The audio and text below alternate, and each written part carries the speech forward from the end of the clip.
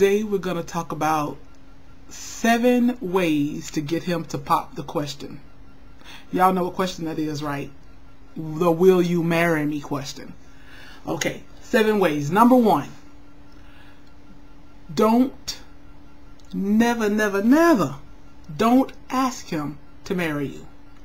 Now I know many feminists and women liberals might not agree with that, but just like I said in one of my past videos, don't be offended. This is all my opinion. Ain't nothing that I'm saying law.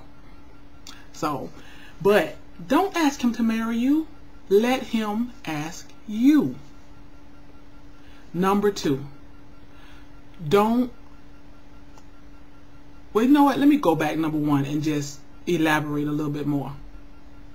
Don't ask him to marry you because a man is naturally, in his DNA, he's a hunter. Let him hunt after you. No hunter wants a deer dropped off at their front porch. No, they want to go into the woods and hunt for the deer. So no fisherman wants you to just drop a boatload of fish on their boat. No, they want to go out and hunt for the fish. So let him hunt after you and let him show you that he is worthy to be your husband. So don't you ask him at all. Never. Let him ask you. Okay? Number 2. Another thing that feminists, women, liberals, and maybe other people may disagree, but do not live with him first. I know we say, how am I supposed to know that I want to marry him? How am I supposed to know we're compatible? How am I supposed to know? I think that you can find that all out through dating. And a lot of things you're not even going to find out until after you get married. Believe you me. It's going to be a whole lot of stuff you ain't going to find out until after you get married. Even if you did live together. But don't live with him first. If he lives with you and y'all live together for a year or 2 or 3, what's going to make him want to marry you? You know, and I know that there are exceptions to every rule. There are those who lived together first, got married, and they living happily ever after. But those are exceptions. Believe me, those are exceptions to the rule. Don't sleep with him too soon. Now, I know a lot of my Christian brothers and sisters out there be like, First Lady, why don't you tell the people don't sleep together at all? Now, it is always right and it is always better to live according to God's word. And God's word say do not fornicate. But I'm just real. You know, the flesh is a mess. And people grown folks go do what they want to do. So, but I say don't sleep with them too soon. I don't know if you read it, but I love Steve Harvey's book. He talks about those benefits and how when you get a new job, you got to work on that job 30 days, 60 days, 90 days, sometimes a whole year before you're eligible for the benefits. So let this man be with you, be kind to you, be good to you, take care of you, be generous to you. Let him prove to you that he is worthy to be your husband, and then share the benefits. But don't give away the benefits too soon. You on the job for 3 days and you done gave him your goodies. He been on the job and the 3, 4, 5 days he been on the job, he ain't been no outstanding employee. But he been on the job for 5 days. He been on the job for 10 days. He been on the job for 20 days. Took you out to 3 restaurants. And you done gave him all the benefits. No. Don't sleep with him too soon. Okay, what is too soon? I can't give you a number. Days. Like I say, the best thing is abstinence. Don't give him none till after he say I do. But like I say, flesh is a mess. Grown folks go do what they want to do. But don't give your goodies away too soon. Don't give him the benefits too soon. If you need a guideline, do like employees. 90 days. Let him prove to you that he's worthy. Because you are special. And what you have is a treasure. And it is a gift. Number 4.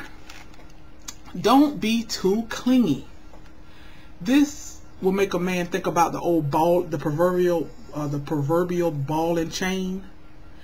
He's already kind of unsure about commitment, unsure if you're the one, unsure if he wants to be locked down in the institution of marriage. So you scaring him even more by being so clingy. You know, now of course you don't want a man who can't let go the boys, who has to be out all the time, still clubbing and all of that. But you can't be everywhere he is. You can calling him all times a day and just be, like I said, being clingy. You know, live your life. Because if you are clingy to him, that's gonna make his red flags go up and be like, oh no, if she's clingy now and she's just a girlfriend, how clingy is she gonna be as my wife? And it's gonna make him run the other way. But when you give him some freedom, he's like, now this woman is cool. I think I can marry her. I can marry her because I can see myself still being able to have a life independent of her. Number 5, be what and who you want to marry. Women, we say we want a man that's smart, we want a man that's funny, we want a man that's successful, we want a man that's down to earth, we want a man with good credit, we want a man who is good to his mama. But are you who or what you want to marry? I mean, you want all of that, but where is your intelligence level? What are you bringing to the table?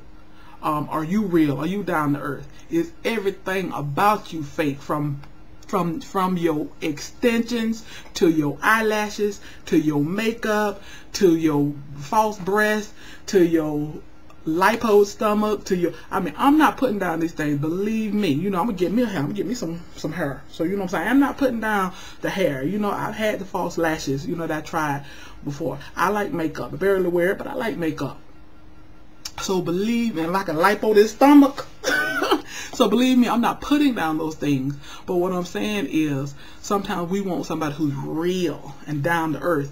But when you strip everything away from us, I mean, how real are we? You know what I'm saying? Make sure you are who you want. Make sure you are what you want. If you want someone that's smart, you need to have intelligence also. You want someone who's funny. You can't be just as boring as I don't know what.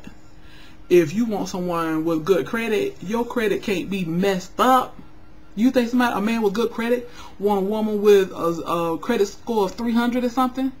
How he go put his 800 score with your 300 score and y'all still can't get nothing together? So be what and who you want. Whatever you want in a man, whatever you got on that list, check and see if you got it off. Yep, I'm smart. Yep, I'm funny. Yep, I got good credit. Yep, I got a good relationship with my family. Yep, I'm attractive. Yep, I'm in good shape. Yep, normal or fat, so he can be fat too. Anyway, y'all, number 6, enjoy your life and entice him to want to be a part of your life. If you got a sad, depressed, lonely, woe is me life, then what man wants to come and be a part of that? I mean, honestly, only man who come want to be a part of that is a sad, lonely, depressed man. So you got to be full of life, confidence, encouragement. You got to entice him in. And I don't mean entice, because see, that's what happens. A lot of women, we want to entice men with our bodies. Honey, there's nothing wrong with having a tight body. I had a tight body one time. Yes, I did. That's how I enticed my husband. I've been knowing him for 24 years. We only been married 5. I've been knowing him for 24 years. But that's how I enticed him. I had a tight 6 feet 2 body. But 24 years later and 150 pounds later, additional pounds later, it's not the tight body that has kept him. So you have to have something going on in your life that entices him to want to be a part of it for the long haul, not a part of it just for a minute or two, not a part of it just so wham bam thank you ma'am. But what is it about you that's magnetic, that's pulling him to want to be there with you and to stay there with you and to grow old with you? Number 7 and last, set standards for what is acceptable to you and what is unacceptable. A man loves a woman with standards. You might not realize that, you might not really fully comprehend that, but a man loves a woman with standards. Yeah, a man will do to you and treat you the way you allow him to be treated, or where you allow yourself to be treated, but overall, a man loves a woman with standards. You'll never hear a man brag about my wife or my woman is a doormat. No, you're going to hear him brag about how his woman got standards, how his woman don't play, how his woman will give him the side eye if he do this or that, or how he can't get away with A, B, and C. Because you'll never hear a man brag about his wife or his woman being a doormat. Because a man admires and respects a woman with standards. So have certain standards of what is acceptable and not acceptable, and don't lower or change your standards so that you can get him to pop that question.